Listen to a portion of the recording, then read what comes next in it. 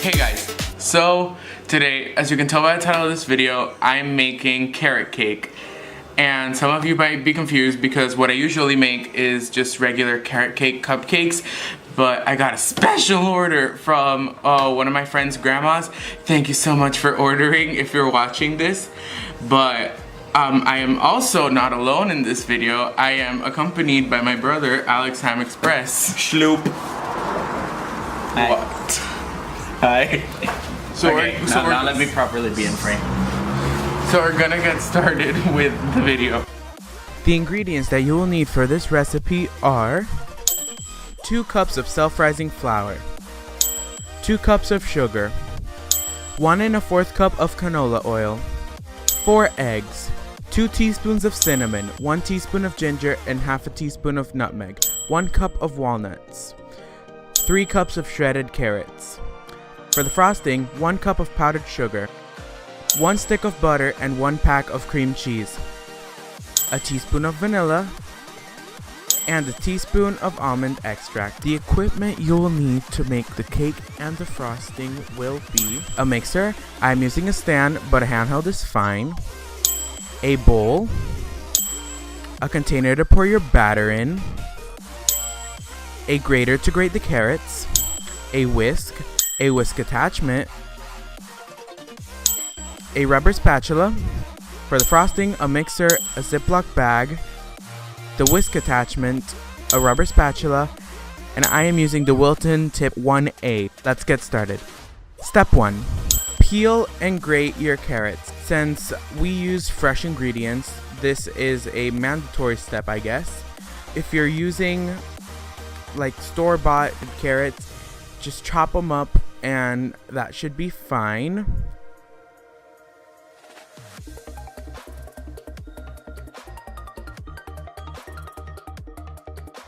Step 2. Mix your dry ingredients, your flour, nutmeg, ginger, and cinnamon. Step 3. Cream together your sugar, oil, and then add your eggs one by one.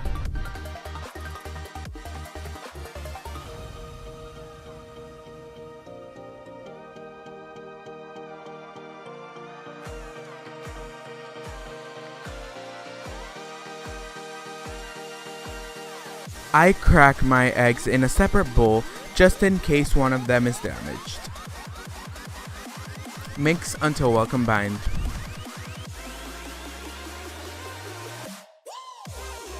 Step 4. Whisk in the dry ingredients. I divided it into 3 somewhat equal sections, but if you add it all in, make sure you have the dust guard so it doesn't go everywhere. Step 5. Add your walnuts. I add them all in one go, and it should look like this peanut butter consistency. Step 6. Add your carrots. I added my carrots in, I believe, thirds as well, and mix until well blended. It should look a bit runny, and that's what we want because the mix will rise on its own.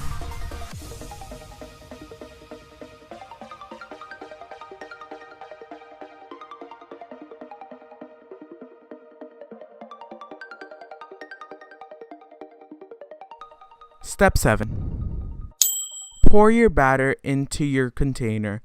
Right now I am using an aluminum container with a lid, but I also show you, like I'm doing right now, how to put them into cupcake liners. Normally this recipe yields 24 cupcakes, but in this case it yielded 2 large containers and 6 cupcakes. Step 8. Place the cupcakes for 25 minutes and the regular cakes for 35 minutes on a 350-degree oven.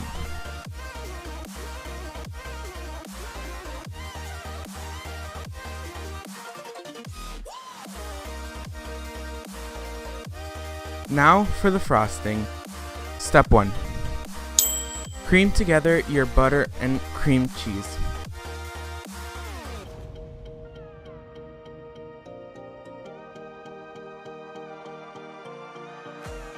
Step 2. Add your powdered sugar and mix until well combined. Step 3. Add the vanilla and the almond extract. In the end, it should look like this, and when you scrape it, it shouldn't fall. For me, it took 2 mixes to get rid of any lumps, and that is the consistency that it should look like.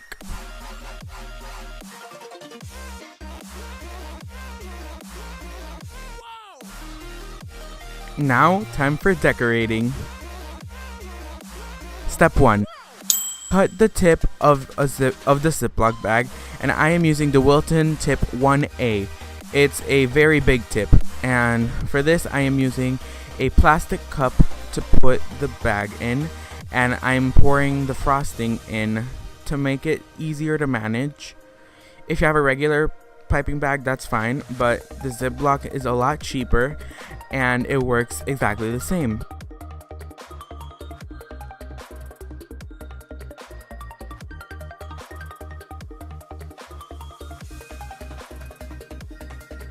Step 2. Frost your cake. I frosted it in a circular motion from the outside, working my way into the center.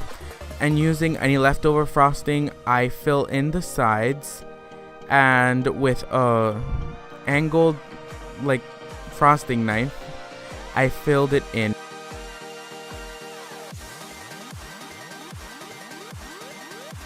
Add your walnuts.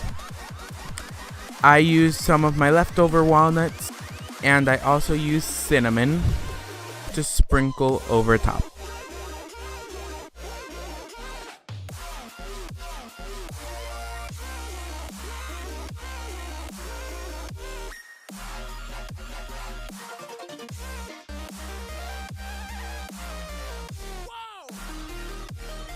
I put the lid on the container and seal the sides, and the cake is done.